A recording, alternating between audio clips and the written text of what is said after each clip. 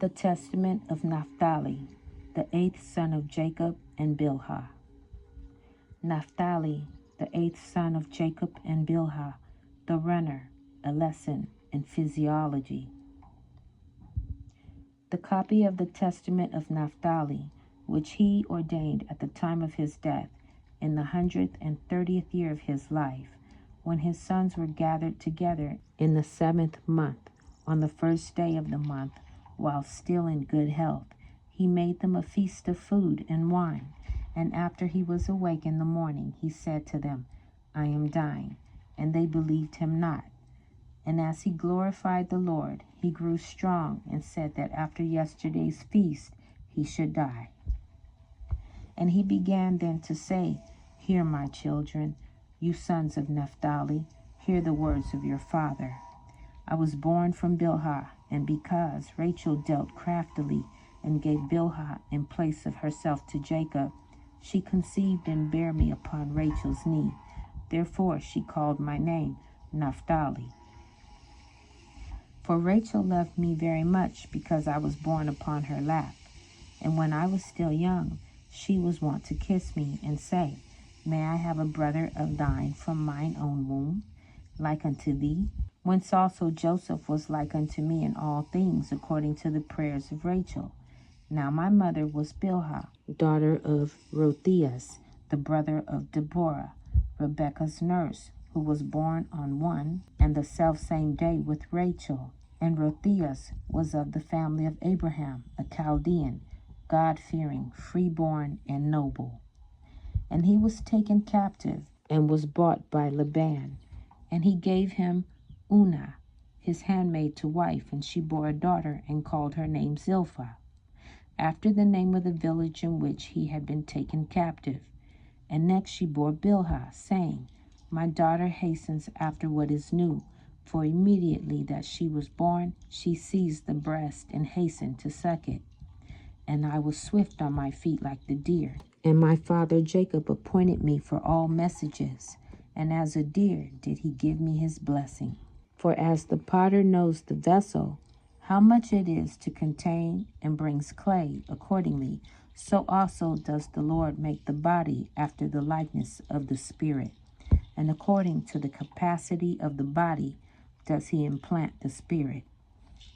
And the one does not fall short of the other by a third part of a hair. For by weight and measure and rule was all the creation made. And as the potter knows the use of each vessel, what it is meet for, so also does the Lord know the body, how far it will persist in goodness, and when it begins in evil. For there is no inclination or thought which the Lord knows not, for he created every man after his own image. For as a man's strength, so also in his work, as his eye, so also in his sleep, as his soul, so also in his word, either in the law of the Lord or in the law of Beliar. And as there is a division between light and darkness, between seeing and hearing, so also is there a division between man, and between woman and woman. And it is not to be said that the one is like the other, either in face or in mind. For God made all things good in their order, the 5 senses in the head, and he joined on the neck to the head, adding to it the hair also for comeliness and glory, then the heart for understanding, the belly for excrement, and the stomach for grinding, the windpipe for taking in the breath, the liver for wrath, the gall for bitterness, the spleen for laughter, the veins for prudence, the muscles of the loins for power, the lungs for drawing in, the loins for strength, and so forth.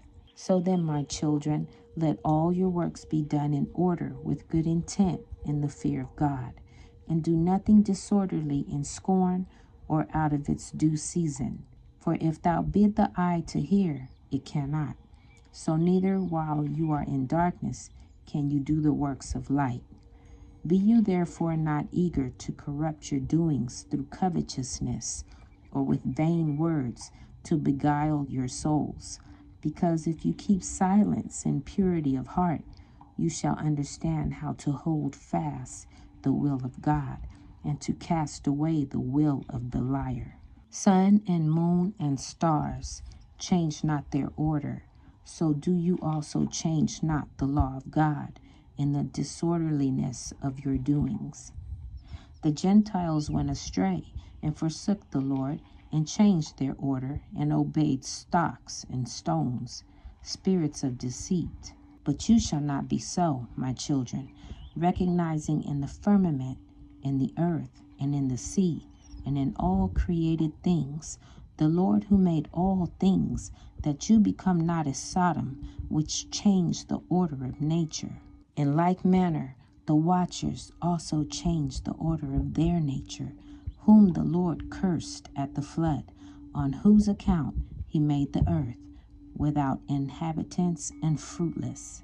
These things I say unto you, my children, for I have read in the writing of Enoch that you yourselves also shall depart from the Lord, walking according to all the lawlessness of the Gentiles, and you shall do according to all the wickedness of Sodom.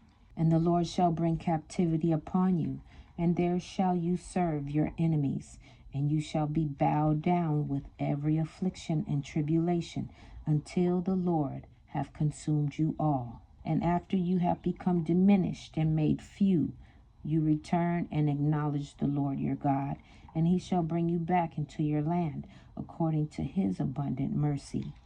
And it shall be that after that they come into the land of their fathers, they shall again forget the Lord and become ungodly. And the Lord shall scatter them upon the face of all the earth, until the compassion of the Lord shall come.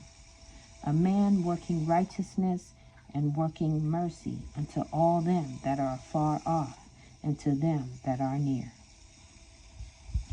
Chapter 2. He makes a plea for orderly living. Notable for their eternal wisdom are verses 27 through 30. For in the 40th year of my life I saw a vision on the Mount of Olives, on the east of Jerusalem, that the sun and the moon were standing still. And behold, Isaac, the father of my father, said to us, Run and lay hold of them, each one according to his strength, and to him that seizeth them will the sun and moon belong.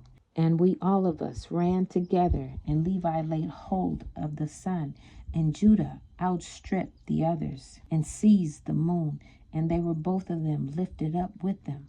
And when Levi became as a son, lo, a certain young man gave to him 12 branches of palm. And Judah was bright as the moon, and under their feet were 12 rays. And the two, Levi and Judah, ran and laid hold of them. And lo, a bull upon the earth with 2 great horns, and an eagle's wings upon its back. And we wished to seize him, but could not. But Joseph came and seized him, and ascended up with him on high. And I saw, for I was there, and behold, a holy writing appeared to us, saying, Assyrians, Medes, Persians, Chaldeans, Syrians shall possess in captivity the 12 tribes of Israel. And again, after 7 days, I saw our father Jacob standing by the sea of Jamnia, and we were with him. And behold, there came a ship sailing by without sailors or pilot, and there was written upon the ship of Jacob. And our father said to us, Come, let us embark on our ship. And when he had gone on board, there arose a vehement storm, and a mighty tempest of wind, and our father, who was holding the helm, departed from us. And we, being tossed with the tempest, were borne along over the sea. And the ship was filled with water, and was pounded by mighty waves, until it was broken up. And Joseph fled away upon a little boat. And we were all divided upon 9 planks, and Levi and Judah were together, and we were all scattered unto the ends of the earth. Then Levi, girt about with sackcloth, prayed for us all unto the Lord. And when the storm ceased, the ship reached the land as it were in peace. And lo, our father came, and we all rejoiced with one accord. These 2 dreams I told to my father, and he said to me, These things must be fulfilled in their season. After that Israel hath endured many things. Then my father said unto me, I believe God that Joseph lives, for I see always that the Lord numbers him with you. And he said, weeping, Ah me, my son Joseph, thou livest, though I behold thee not. And thou seest not Jacob that begat thee? He causeth me also therefore to weep by these words. And I burned in my heart to declare that Joseph had been sold, but I feared my brethren. And lo, my children, I have shown unto you the last times how everything shall come to pass in Israel. Do you also therefore charge your children that they be united to Levi and to Judah? For through them shall salvation arise unto Israel, and in them shall Jacob be blessed. For through their tribes shall God appear, dwelling among men on earth, to save the race of Israel, and to gather together the righteous from amongst the Gentiles. If you work that which is good, my children, both men and angels shall bless you, and God shall be glorified among the Gentiles through you. And the devil shall flee from you, and the wild beast shall fear you, and the angels shall cleave to you. As a man who has trained a child well is kept in kindly remembrance, so also for a good work there is a good remembrance before God. But him that does not that which is good, both angels and men shall curse, and God shall be dishonored among the Gentiles through him, and the devil shall make him as his own peculiar instrument, and every wild beast shall master him, and the Lord shall hate him. For the commandments of the law are twofold, and through prudence must they be fulfilled. For there is a season for a man to embrace his wife, and a season to abstain therefrom for his prayer. So then there are 2 commandments, and unless they be done in due order, they bring very great sin upon men. So also is it with the other commandments. Be you therefore wise in God, my children, and prudent, understanding the order of his commandments and the laws of every word, that the Lord may love you. And when he had charged them with many such words, he exhorted them that they should remove his bones to Hebron, and that they should bury him with his fathers. And when he had eaten and drunken with a merry heart, he covered his face and died. And his sons did according to all that Naphtali their father had commanded them. This concludes the Testament reading. Shalom.